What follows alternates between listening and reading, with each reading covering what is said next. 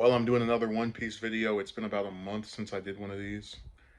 No particular reason for the hiatus. I just haven't been as excited to make more since we don't get that many views. But I wanted to touch on my opinion and kind of expand on it, which is why I believe Perona should join the Straw Hats or should have joined the Straw Hats. I thought we'd go through her character, what I think is interesting about her, and then some of the I guess counter claims or like play devil's advocate a little bit toward the end.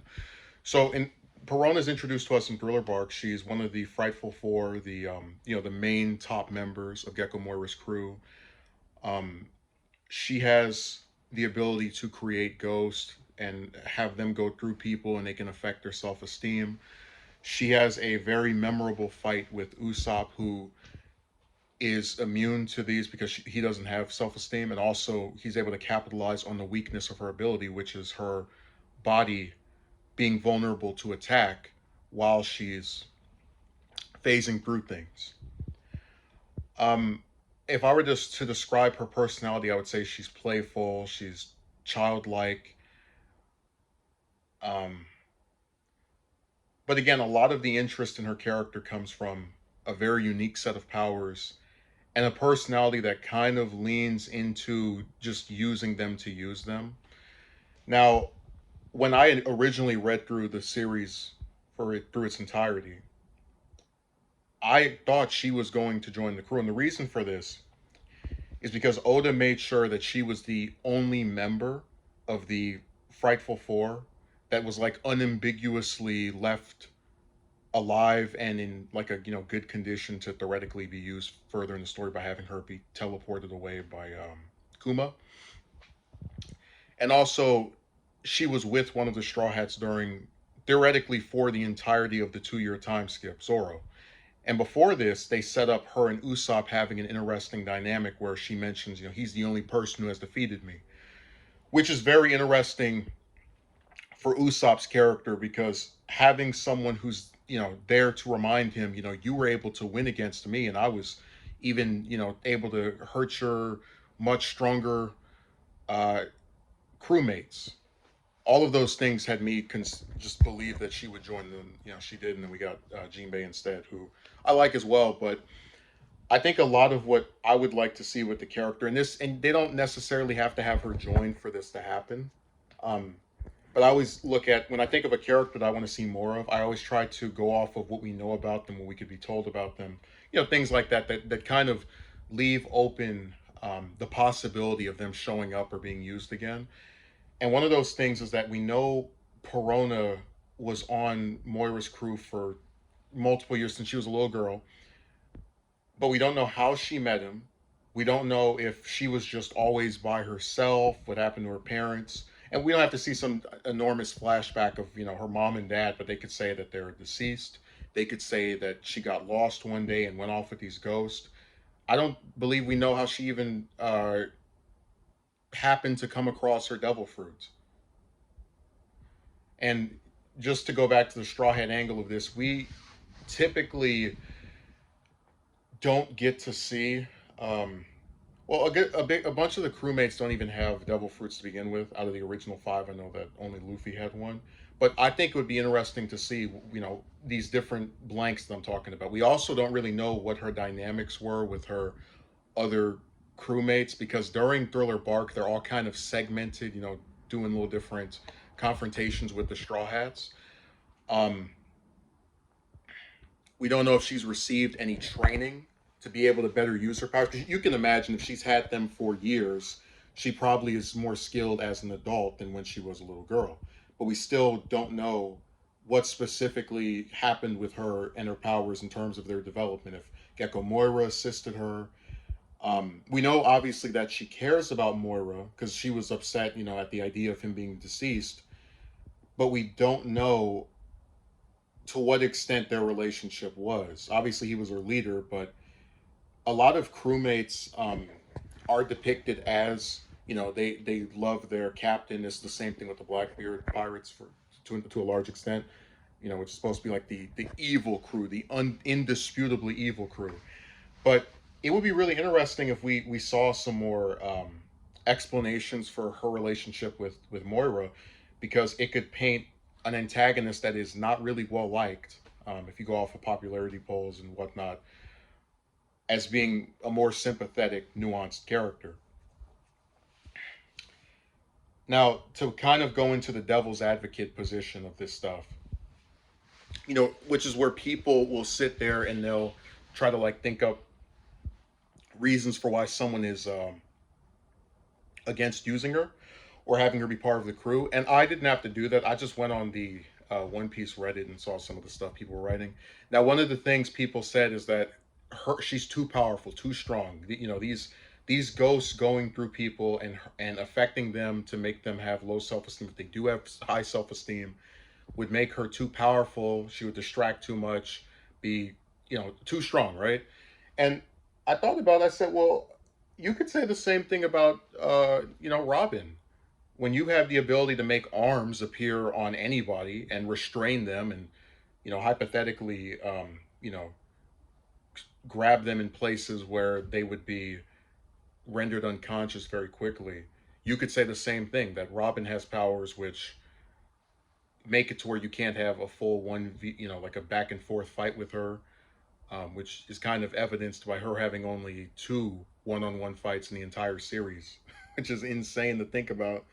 But you get the idea that this is a criticism that can be applied to multiple other prominent characters.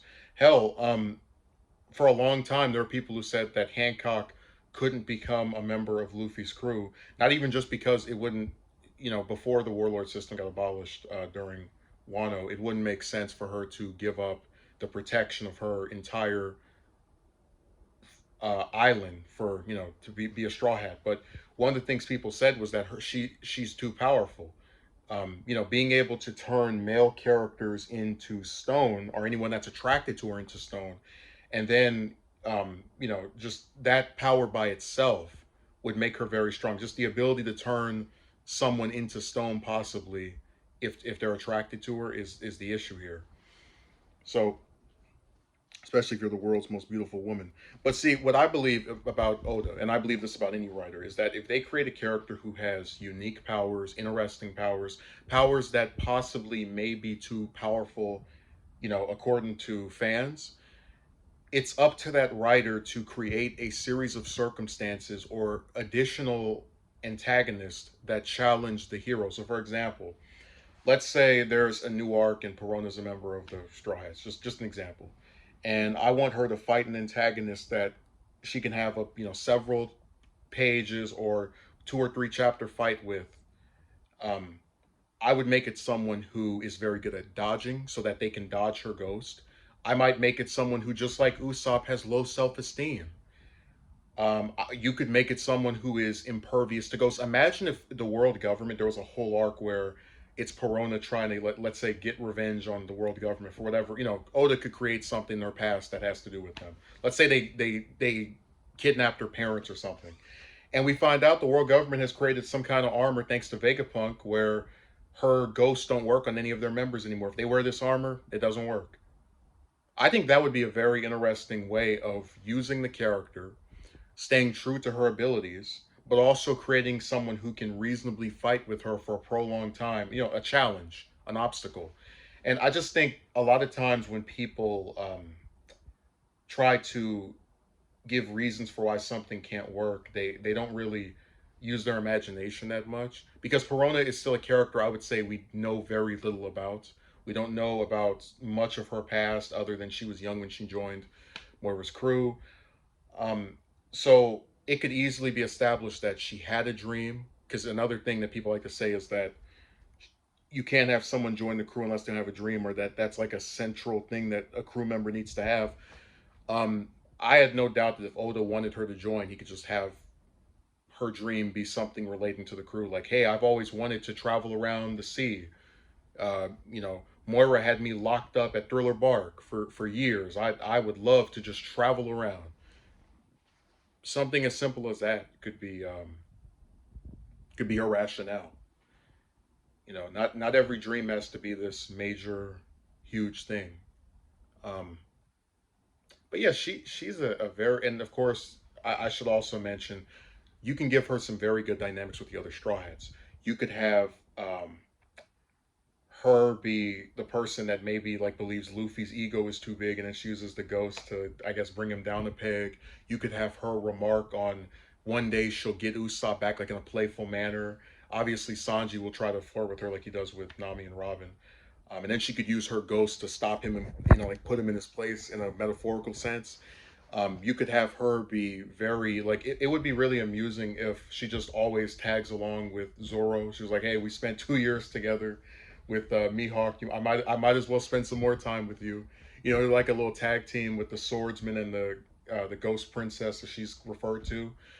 Now, if you want to go a little bit further, you could have it to where, and I know Oda would never do something as crazy as this, but like imagine if her and Robin had some group attack where so Robin can make the extra hands. If she could put like the extra hands on a ghost, and then they could go and like grab a person inside of something just nuts, like some group attack with them. Or with Nami, they could have like electric ghosts, like these ghosts that go around just shocking people, moving all fast. Um, and then with Chopper, you could have her and him have some exchange where she doesn't believe in medicine, maybe believes that the ghosts are better than medicine, and obviously, we as the viewers know that Chopper is a reliable doctor. He has helped the crew through multiple um, injuries they've had that have been seemingly close to fatal. But the idea is that you could have like banter with her and the different crew members that's like very specific. The way she talks to one is different from the other. So I'm just giving ideas here because I think she's a very interesting character. And I wouldn't say she's as complex as Reiju. I think Reiju is just amazing, but she has interesting powers, potentially a compelling backstory. A little girl that's been with this ghost pirate, this evil pirate for years, right? With no like supervision or figure that wasn't, on the side of good or right. But I think she's a character who also could be very redeemable because with her childlike personality, she doesn't seem to be someone who just maliciously is going around trying to, have some master plot of being villainous. Like to me, she's antagonistic or villainous only because of her association with Moira. So when she's put with the Straw Hats or Mihawk, someone that's either good or neutral, I think she has a lot of potential to then be evolved into a protagonist. And I gotta say, as much as I do wish for Yamato to join, I am kind of kicking myself because Perona. If I go back to like the earliest parts of the series, like prior to the time skip, she's probably the number one person that didn't join that I would have liked to have seen more of. So hopefully, even if we don't get her as a crew member, she'll be involved with future arcs. It's just that when you always remember people are saying we're close to the end, we're close to the end, like, oh please, oh, they just give us one arc with Perona as like with her backstory and the rest of that, and just expanding on that dynamic she had with both Zoro and Usopp.